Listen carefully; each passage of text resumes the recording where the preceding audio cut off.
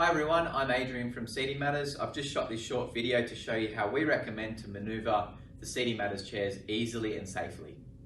So the very first thing that I would always recommend is to make sure that the height of the chair matches the user who has to push it. So what that means is at the moment this chair is completely upright, and if I want to push the chair using these wings, it feels a little high for me. So what I would recommend is tilt the chair backwards. And you can see the handles here are a nice height for me to push the chair. Or if I wanted to use the wings, I will just tilt it a little bit more so that it's nice and easy for me to push the chair without having to bend forward or reach up too high. So number one tip, adjust the height of the chair using the tilting space so that the handle is most appropriate for you. So all of the Seating Matters chairs have a directional lock on the front left. And that's really important to use if you're wanting to move the chair down a long distance, maybe to a dining room or a common area. But it's also important to know when not to use it. So just to show you how the directional lock works, you can see here I've got the caster here with the green lip on it. And if I click that on and move the chair to the side, you can hear that clicks. So what that means now is the chair itself will not move sideways. It can only go forwards. So again, very good if I want to go down a hallway, but not so good if I'm in a resident's room and I need to maneuver the chair to do a transfer.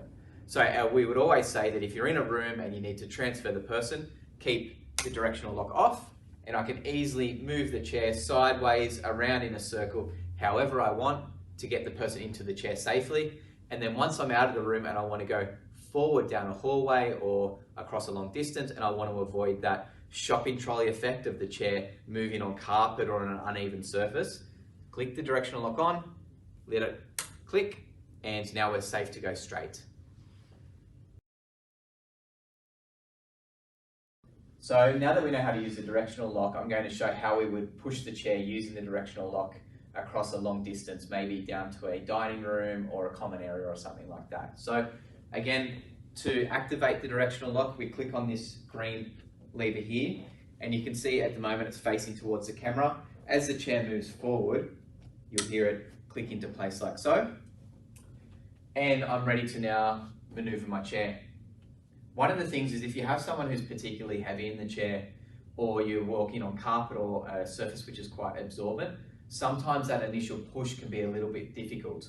So what we recommend is we want to just even use a little bit of a push force here at the back of the chair, and that just helps get over that initial rolling resistance and get you on your way. It makes life a lot easier to get the chair moving. So I'm going to now maneuver my patient. I give my chair a little bit of a push to get going, and it's nice and easy. Now what I want to do is going straight is fine, but if I need to turn a corner or maneuver the chair, what I do not want to do is push and twist. So I don't want to push the chair and turn at the same time, because it's going to cause a lot of strain on my lower back and put me at risk of injury, and we definitely do not want to do that. What we want to do is, as I push the chair, and if I want to now turn towards the camera, I want to stop and I want to walk behind the chair and turn it. Let the chair turn in on the front directional lock, let it pivot. And so I'm always using force forwards, not twisting. That's going to reduce my risk of injury and make it a lot easier to push the chair. I always recommend just take a little bit more time when you're pushing the chair and the patient. It's going to be a lot safer for them and a lot safer for you. So again, I want to turn to my right. I'm going to walk the chair around, straighten up, and then now start pushing forwards. So just in summary, we've got three things that we want to remember when we're moving the Seating Matters chairs around with patients in them. So number one, we want to make sure that the back height and therefore the handle is the right height for you. We want to make sure that we use our directional lock when we want to go long distances to make sure that the chair tracks straight. And finally, the most important thing is we always want to make sure that we're pushing the chair forwards and never trying to twist, because we don't want to injure our backs. Those three tips will make moving the chairs with the patients in them a lot easier and safer for both you and the patient. And if you have any other questions, please contact us on seatingmatters.com.au. Thank you.